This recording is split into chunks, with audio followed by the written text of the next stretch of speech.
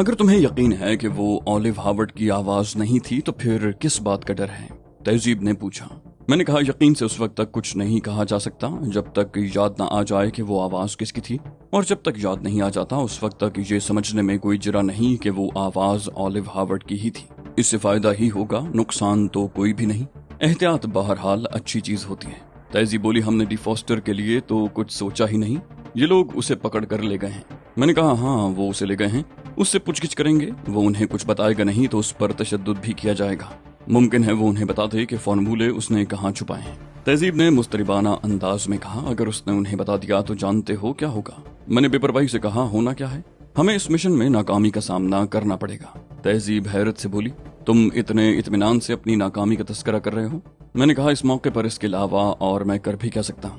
ہم بالکل بے بس ہیں، کسی چیز پر بھی ہمارا اختیار نہیں ہے، علاوہ اس کے کہ بے جا تفکرات سے خود کو دور رکھیں۔ وہ بولی، مجھے تو اس بیچارے کے بارے میں سوچ سوچ کر افسوس ہو رہا ہے، معلوم نہیں وہ لوگ اس کے ساتھ کس قسم کا سلوک کر رہے ہوں گے۔ میں نے کہا جس قسم کا بھی سلوک کر رہے ہوں گے اس کا تعلق کسی اچھی قسم سے نہیں ہو سکتا، بلکہ بہت ہی بری قسم کا سلوک کر رہے ہوں گے۔ تہذیب نے کہا، اگر ان لوگوں نے فارمولے حاصل کر لیے تو ہم ایک بہت بڑی رقم کے حصول سے محروم ہو جائیں گے۔ میں نے کہا نہیں، اگر فارمولے ان کے ہاتھ لگ گئے اور ساتھ ہی ہمیں یہاں سے نکلنے کا موقع بھی مل گیا تو ہم انہیں چھوڑیں گے نہیں۔ فارمولے اتنی آسانی سے نہیں چھوڑے جا سکتے۔ تہذیب بولی، ٹھیک کہہ رہے ہو علی، آخر ہمیں اوشیل میکائل سے فلسطینی بھائیوں کے لیے رقم بھی تو وصول کرنی ہے۔ میں نے کہا یہ درست ہے کہ فلسطینی ہمارے بھائی ہیں اور ہم نے اپنی زندگیاں ان کے لیے وقف کر رکھی ہیں، لیکن اب رقم ایک ثانوی حیثیت اختیار کر گئی ہے۔ تہذیب بولی، کیا کہہ رہے ہو تم؟ جو رقم فلسطینیوں پر خرچ ہونا ہے اس کی حیثیت ثانوی کیسے ہو سکتی ہے؟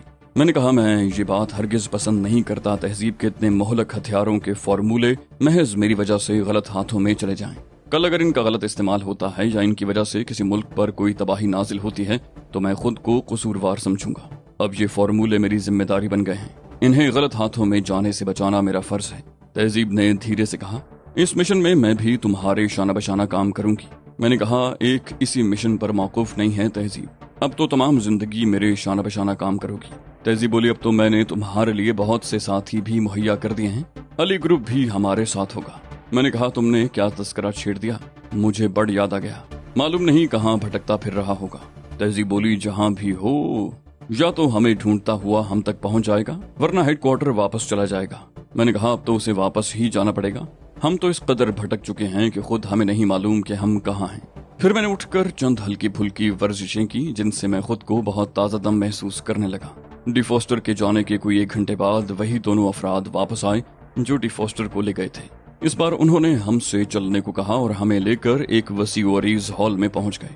اس ہال کی چھت نیچی تھی اور اس پر ان گنت بلب جل رہے تھے۔ ہال کے دوسرے سرے پر واقع دیوار کے ساتھ ایک نیم بیضوی کاؤنٹر نظر آ رہا تھا جس کے عقب میں 3 ہیولے نظر آ رہے تھے۔ وہ 3 افراد تھے اور کاؤنٹر پر آویزاں رنگین شیشے کی وجہ سے انہیں ٹھیک سے دیکھنا ممکن نہیں تھا، وہ بس ہیولوں کی مانند دکھائی دے رہے تھے۔ میں سمجھ گیا کہ اب ہماری قسمت کا فیصلہ بس ہونے ہی والا ہے۔ ہم دونوں جس جگہ کھڑے ہوئے تھے وہاں سے کاؤنٹر کافی دور تھا۔ ہال میں ایک آواز سنائی دی، تم دونوں کون ہو اور وہاں اس ویرانے میں کیوں سفر کر رہے تھے؟ لہجہ سپاٹ تھا اور بولنے والا انہی تینوں میں سے کوئی ایک تھا جو کاؤنٹر کے عقب میں موجود تھے۔ میں نے سہمے ہوئے انداز میں کہنا شروع کیا، ہم دونوں سیاح ہیں جناب، بدقسمتی سے سفر کے دوران ہمارے پاس پیسے ختم ہو گئے۔ اس موقع پر کنگ نے ہماری مدد کی۔ سپاٹ آواز نے سوال کیا، کون سے ملک کے کنگ کی بات کر رہے ہو؟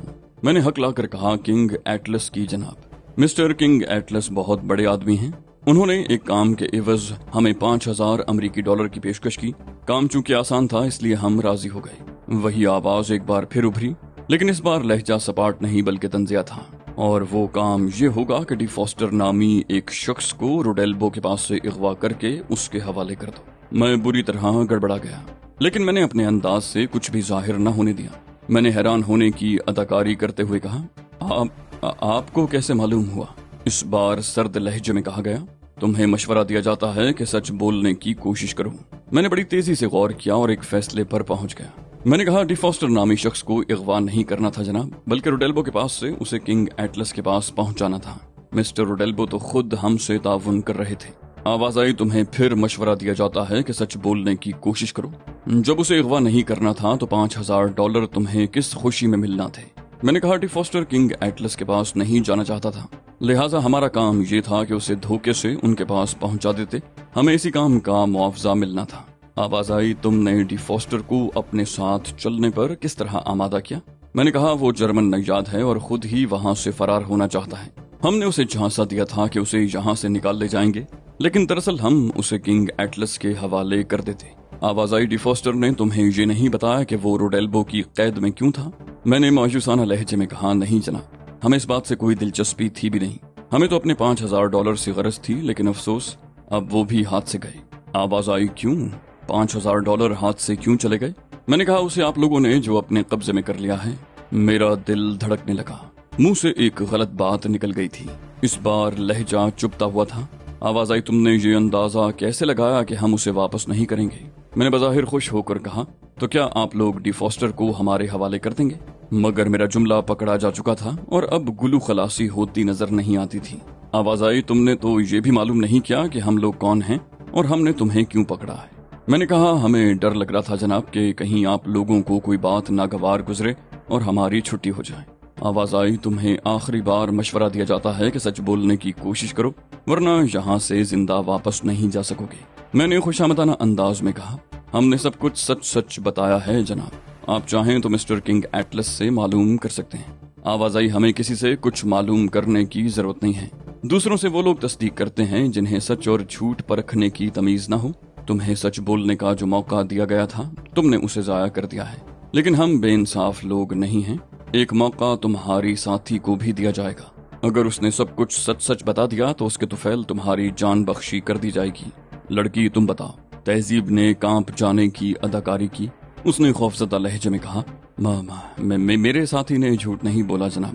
آواز آئی، تمہاری باتیں کچھ تو سچ ہیں مگر ان میں جھوٹ کی آمیزش بھی ہے، تمہیں بار بار موقع دیا گیا مگر تم نہیں مانے۔ میں نے صدائے احتجاج بلند کی، کہا، یہ زیادتی ہے جناب، ہم نے کون سا جھوٹ بولا ہے؟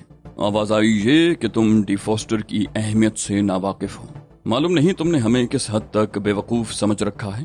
جو شخص بھی ڈی فاسٹر کی اہمیت سے واقف ہو وہ سمجھ سکتا ہے کہ اسے یوں ہی کسی کے حوالے نہیں کیا جا سکتا۔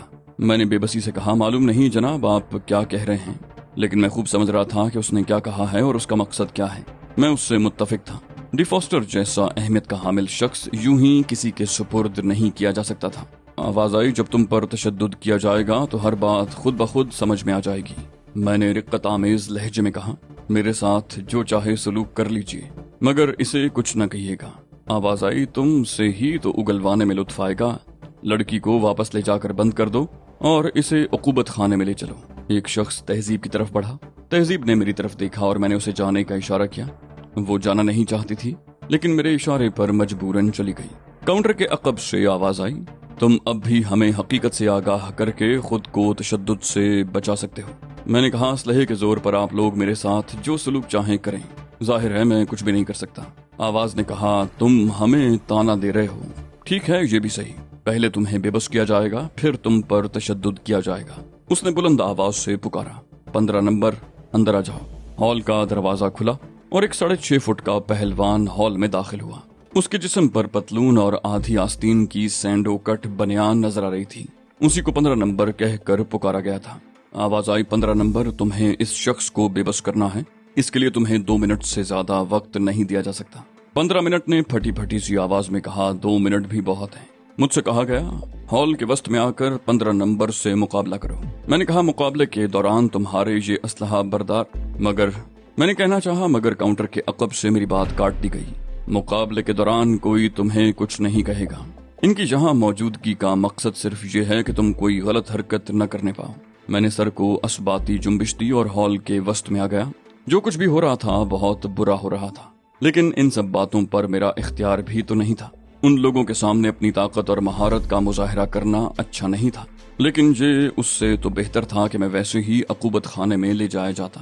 ہال کے سرے پر نیم بیزوی کاؤنٹر کے عقب میں موجود 3 افراد میں سے ایک نے سٹارٹ کہا اور اس کے ساتھ ہی میرا حریف مجھ پر جھپٹا تو میں بھی تھا اس پر، لیکن یہ صرف دھوکہ تھا۔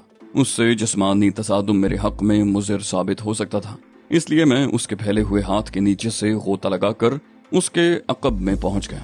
اس کے ہاتھ کے نیچے سے گزرتے وقت میں نے اس کی پسلیوں پر زوردار کوہنی رسید کی تھی، جس کا اس کی صحت پر کوئی خاص اثر نہیں پڑا۔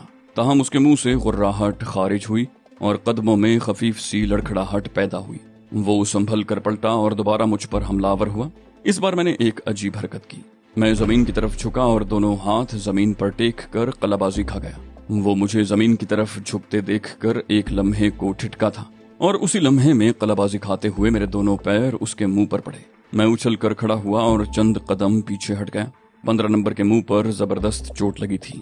اس نے دونوں ہاتھ اپنے منہ پر رکھ لیے تھے، لیکن میں جانتا تھا کہ وہ مجھے دھوکہ دینے کی کوشش کر رہا ہے۔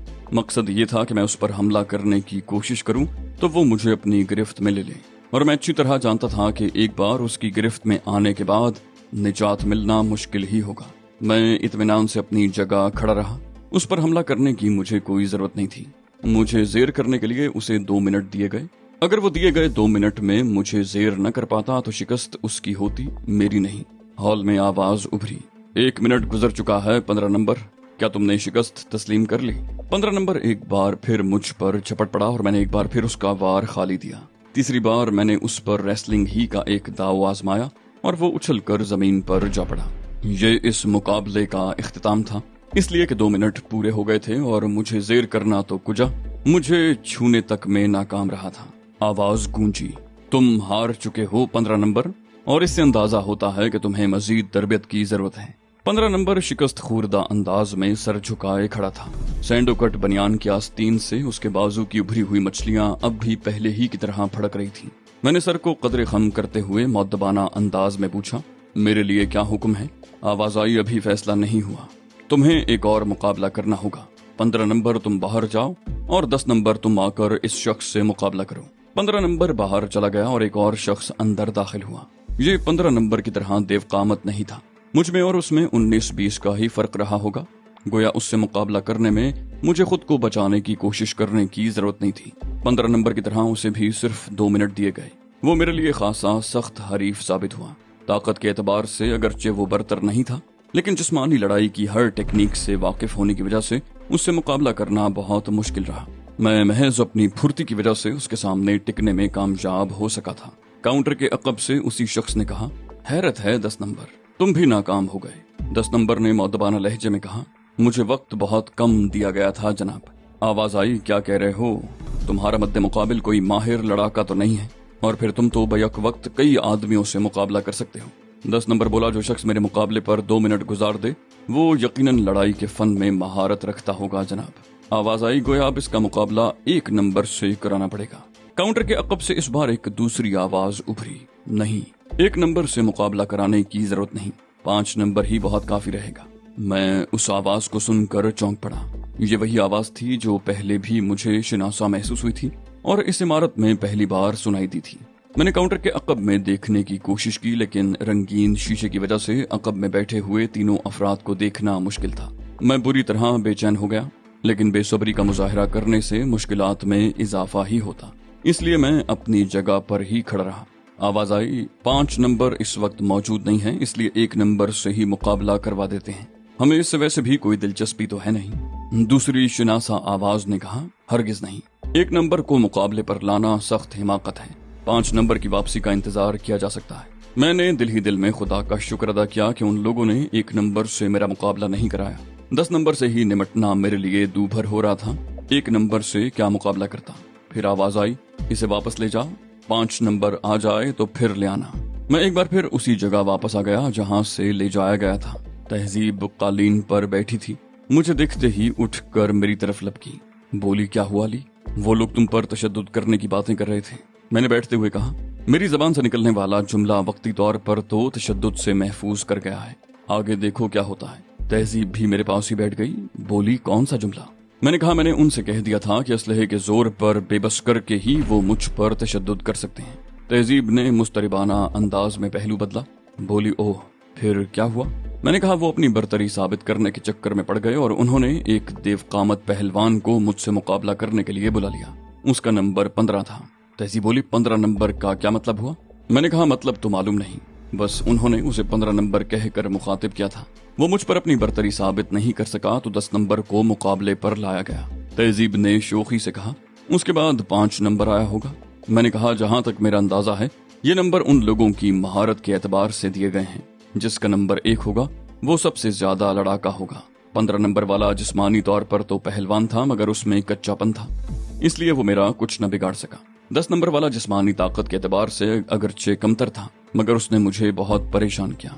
5 नंबर इस वक्त मौजूद नहीं, इसलिए वक्ती तौर पर बला टल गई है। अब उससे मुकाबला होगा तो खुदा जाने मेरा क्या हशर करेगा।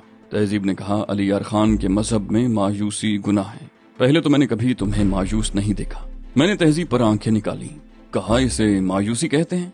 ये फिक्रमंदी कहलाती है। तहजीब बोली, फिक्रमंद होने की भी जरूरत नहीं है, 5 नंबर भी तुम पर हावी नहीं आ सकेगा। मैंने कहा, ये तो बहुत बुरा होगा, क्योंकि उनके पास 1 नंबर भी मौजूद है और यकीनन वो माहिर तरीन शख्स होगा। तहजीब हंस पड़ी, बोली, तो उन लोगों से इस किस्म की बात करने की क्या जरूरत थी, जिसके बाद अब यूं बैठे बसोर रहे हो? मैंने मुंह बनाकर कहा, अगर ये बात मुंह से न निकली होती तो इस वक्त टिकटिकी पर बंधा होता। तहजीब बोली, यहाँ से निकलने की कोई तदबीर करो अली, वरना बड़ी मुसीबत खड़ी हो जाएगी। मैंने एक ठंडी सांस लेकर कहा, इस मुसीबत से निजात की कोई सूरत नजर नहीं आती। ये लोग बहुत मोहतात हैं। 2-4 अफराद का मामला होता तो लड़ भिड़ कर निकल जाते, लेकिन इनकी तो तादाद भी बहुत है और सब मुसल्ला हैं। तहजीब बोली, उस शख्स के बारे में कुछ पता चला जिसकी आवाज तुम्हें शिनासा मालूम हुई थी? मैंने कहा, हाँ, वो वहीं काउंटर के अकब में मौजूद था, लेकिन मैं उसकी सूरत नहीं देख सका। मालूम नहीं वो कौन है? तहजीब बोली, तुमने गौर से उसकी आवाज सुनी? क्या वो ऑलिव हावर्ड?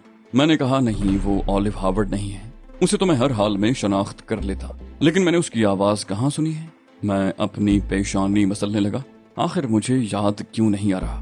तहजीब बोली, याद आ जाएगा, हर चीज का एक वक्त होता है। फिर ये भी तो मुमकिन है कि उस शख्स की आवाज तुमने बहुत कम सुनी हो, शायद एक आधी दफा। बसूरत दीगर तुम्हें याद ना आ जाता कि वो कौन है। मैंने कहा, यकीनन ऐसा ही है, लेकिन ठहरो, कहीं ऐसा तो नहीं कि मैंने उसी मुहिम के दौरान कहीं उसकी आवाज सुनी हो? तहजीब बोली, तब तो ये याद करने की कोशिश करो कि इस दौरान किस किस से तुम्हारा वास्ता पड़ा है। मैंने कहा, ठीक है, हम मशरकी जर्मनी में दाखिले के वक्त से इब्तिदा करते हैं। सबसे पहले एल्जे फोरे और उसका साथी टकराया। उसके बाद मैं उछल कर खड़ा हो गया। मुझे याद आ गया तहजीब, यकीनन ये वही है। तहजीब ने बेचैनी से कहा, सनसनी मत फैलाओ, जल्दी से बताओ कि वो कौन है। मैंने कहा, तुम्हें याद है मैं एल्जे फोरे के बताए हुए पते पर डी फॉस्टर को तलाश करता हुआ एक हट तक पहुंचा था? तहजीब बोली, हाँ, मुझे बहुत अच्छी तरह याद है। तुमने बताया था कि उस हट में डी फॉस्टर तो नहीं मिल सका, अलबत्ता वहाँ रूसियों की लाशें जरूर मिली थी। मैंने कहा, मैंने ये भी तो बताया था कि दरवाजा एक शख्स ने खोला था, जो मुझे हट के एक कमरे में बिठा कर गायब हो गया। उस वक्त मैं उसे डी फॉस्टर का मुलाजिम समझा था। तहजीब बोली, तो क्या ये आवाज उसी शख्स की है? मैंने कहा, हाँ, ये शख्स 100% वही है। याद आने में इतनी दिक्कत इसलिए हुई कि उससे मुलाकात के वक्त मैंने उसे कोई अहमियत नहीं दी थी और उसके बाद फिर ये कहीं नजर नहीं आया, और अब अचानक नमूदार हुआ तो इतने पुरस्कार अंदाज में कि अभी तक हम सिर्फ उसकी आवाज ही सुनते रहे, खुद वो नजर नहीं आया।